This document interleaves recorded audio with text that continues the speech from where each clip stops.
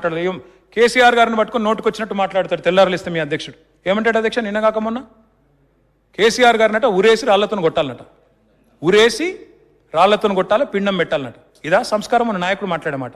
ఇదా ఒక ముఖ్యమంత్రి కావాలని కలలుగానే నాయకుడు మాట్లాడే మాట? సిగ్గుపడాలా లేదా? 70 ఏళ్ల వయసున్న ఒక నాయకుడు, 2 సార్లు ప్రజల చేత ముఖ్యమంత్రిగా ఎన్నుకోబడ్డ నాయకుడు, తెలంగాణను సాధించిన నాయకుడు, ఆయనను పట్టుకొని అరే రాజకీయ విభేదాలు ఉంటే మాట్లాడాలా? మీరు విమర్శిస్తున్నారు, మీరు కూడా సంస్కారవంతంగా మాట్లాడుతున్నారు. I welcome you. బట్టి మాట్లాడుతున్నారు, బట్టన్న మాట్లాడుతున్నాడు, శ్రీధరన్న మాట్లాడుతున్నాడు, మీరేమో సంస్కారవంతంగా మాట్లాడుతున్నారు అంటున్నారు, మేము పడుతున్నాం. కానీ ఆ పెద్ద ఆయనను పట్టుకొని నోటికొచ్చినట్టు మీ పిసిసి ప్రెసిడెంట్ ఆయనను ఉరేసి రాళ్లతో కొట్టి పిండం పెట్టాలా? ఇదా మాటలు?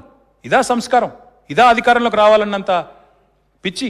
దయచేసి నేను అనేది ఏంటంటే ఒక్కసారి తెలుసుకోండి. ఆయన మీద అందుకే 1000 కోట్ల ముఖ్యమంత్రిని అంటే పడుతున్నాం. కర్మ ఏం చేయాలి? ప్రజాస్వామ్యం, వాక్ స్వాతంత్రం. కానీ ఆ సంస్థ ఊకోలే. ఇటనే పిచ్చి మాటలు మాట్లాడితే 1000 కోట్ల పరువు నష్టం దావా వేసింది. మీ అధ్యక్షుడు ఆల్రెడీ ఎదుర్కొంటున్నాడు 1000 కోట్ల పరువు నష్టం దావా. పరువు కాపాడుకోమనండి ముందు. ఎందుకు చెప్తున్నా? అది కూడా మేము కూడా వేసినాం. మా special chief secretary Arvind Kumar మీద మాట్లాడతాడు, సోమేష్ కుమార్ మీద మాట్లాడతాడు, అంజనీ కుమార్ సిన్హా మీద మాట్లాడతాడు, తెలంగాణని బీహార్ వాళ్ళు నడుపుతున్నారు అంటాడు, ఆల్ ఇండియా సర్వీస్ అధికారులను కించపరుస్తాడు. ఆల్ ఇండియా సర్వీస్ అధికారులను కూడా కించపరుస్తారా? వాళ్ళు కష్టపడి యూపీఎస్సీల ప్రవేశ పరీక్ష రాసి ఏ రాష్ట్రం అలవాటు చేస్తే అడిగిపోతారు. వాళ్ళదేముంటుంది? వాళ్ళు వచ్చి ఇక్కడ సర్వీస్ చేస్తున్నారు, వాళ్ళ రాష్ట్రం ఇడిచిపెట్టుకొని వచ్చి ఇక్కడ పని చేస్తున్నారు. వాళ్ళని పట్టుకొని బీహార్ నడుస్తుంది, వీళ్ళని నిలగొడతాం, వీళ్ళు అంతు చూస్తాం, జైల్లో పెడతాం. ఇదేం దిక్కుమాలిన మాటలు? అందుకే మా హెచ్ఎండిఏ కూడా నేనే చెప్పిన మనం ఏ తప్పు చేయలేదు. పనికి మాలిన వెకిలి లేకి మాటలు ఎవరు మాట్లాడినా పడాల్సిన కర్మ మాకు లేదు. అందుకే చెప్పిన నేను వెంటనే పరువు నష్టం దావా వేయండి అని చెప్పినాం.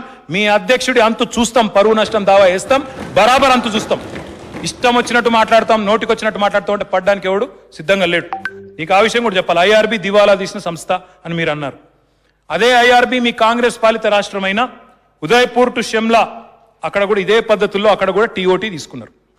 ఇక్కడ ఎట్లయితే మనము లీజ్కి ఇచ్చినామో మీ రాజస్థాన్లో ఉదయపూర్ టు షిమ్లా కాదు, ఉదయపూర్ టు షామ్లా, ఈ కళ్ళు కనబడతలేవు, షామ్లా ఇంత అక్కడ ఇదే పద్ధతులు లీజ్కి ఇచ్చిండ్రు, తీసుకున్నారు. చిత్తోడ్గఢ్ టు గులాబ్పురా రాజస్థాన్లో వాళ్ళే తీసుకున్నారు లీజ్ మీద.